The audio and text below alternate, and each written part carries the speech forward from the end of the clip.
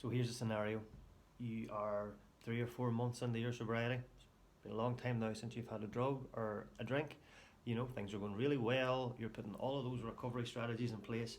And then all of a sudden, you get a piece of bad news, or something unexpected happens, or something quite stressful happens in your life, and you find yourself relapsing or lapsing and using again. Now, life is full of setbacks. Things are going to continue happening in life that we can't plan for, and it's how we respond to that that's very important.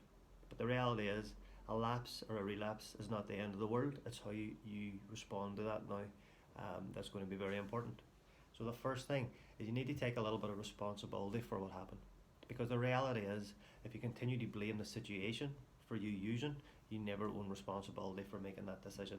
You always have a choice. You always have a choice to use or to not use. And the longer you blame, the less responsibility you take.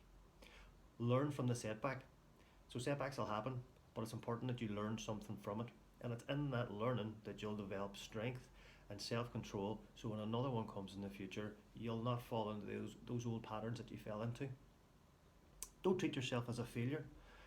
If you slip, that's fine, but don't beat yourself up about it. Negative feelings, negative emotions all act as triggers to throw you further back into that cycle and makes you forget the 3 or 4 months of hard work that you've already put in. And finally, get input from other people.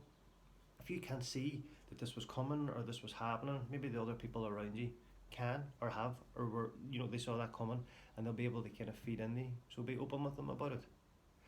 So take responsibility, learn from it, and don't beat yourself up. Setbacks will happen. Life is hard, and it's how you respond. Don't forget the hard work that you've done, and don't forget how that felt, because you'll always be able to get back to that point. Have a great day, and I'll catch up with you soon.